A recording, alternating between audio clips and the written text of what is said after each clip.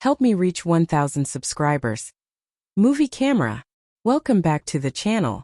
If you're here for stories filled with tension, betrayal, and the kind of truth that stings long after the story ends, you're exactly where you need to be. So grab your popcorn, make sure you're subscribed, and let's step into this one. Fire. When I first met Clara, I honestly thought I had been blessed with something I didn't quite earn. She had that presence, the confidence, the beauty, the charm that made people look twice without even knowing why. She could walk into a room and every head would turn like instinct. I was quieter, the type who preferred to work behind screens and let the world move without me interfering. I was a software developer coding day in and day out. Clara, on the other hand, worked in marketing, outgoing, sharp, always talking, always connecting. We met at a corporate networking event in Manhattan. She made a joke about the appetizers. I laughed harder than I should have, and somehow it all just fit. We exchanged numbers, went on dates, spent weekends exploring little restaurants in the city, and eventually we married. For a long time I thought I had everything right. Good job, warm home, someone to come back to every night. Life was steady. Life was safe. Life felt happy. Until the night it didn't. It was a Friday evening when she told me she'd be staying late to prepare a presentation for the regional director at her company, a man named Daniel. I had heard his name more times than I cared to remember. She always spoke of him like he was some wise mentor. I never questioned it. I loved her. I trusted her.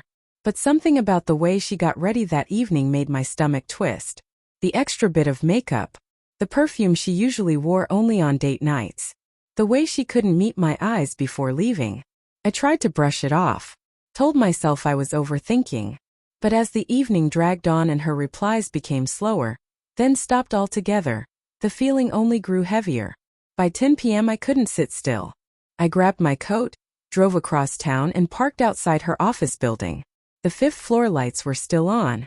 Her floor. I walked closer step by step, feeling something rising in my chest that I couldn't name. Through the floor-to-ceiling windows I saw 2 shadows. I got close enough to look in. Close enough that what I saw would replay in my mind for months. Daniel. Standing behind her. His hands on her shoulders. Her turning around, soft smile on her lips, and then she leaned into him. His arms wrapped around her like he'd done it before. Like it was familiar. Like it was theirs. I stood there frozen, watching the woman I had promised my life to melt into someone else's arms as though I didn't exist. But I didn't shout. I didn't storm inside. I didn't confront them. Something inside me just shut off. I walked back to my car, sat in silence, and drove home. Not anger. Not heartbreak. Just emptiness.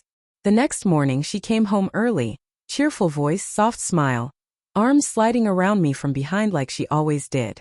"Good morning, baby," she whispered. But I could smell him on her. I looked at her and smiled back, calm, steady, terrifyingly collected. She apologized for being late. Said Daniel had kept her working. I just said, "Yeah, I saw that." Her whole expression changed. Her face went pale. Her mouth opened but no sound came out. So I told her.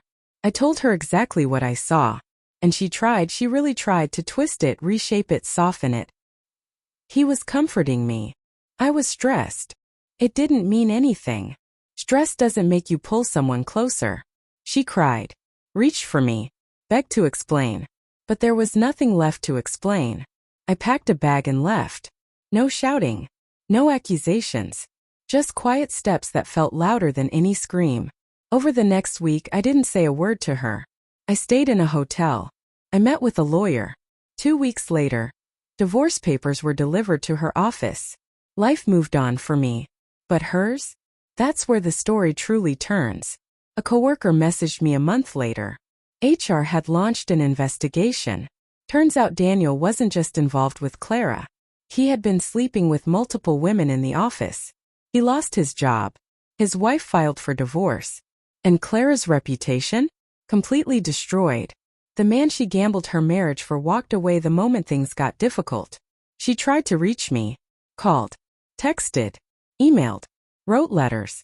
I didn't answer any of them. 6 months later, I saw her by accident at a small cafe downtown. She looked nothing like the woman I married. She had lost weight. Her eyes were dim. She looked tired, older, worn. She managed a weak smile and said, "You look good." I nodded. "I am." Tears filled her eyes. "I made a mistake." I stood up, picked up my drink and said quietly, "No. You made a choice." And I walked away again. But this time I didn't walk away with pain. I walked away with peace.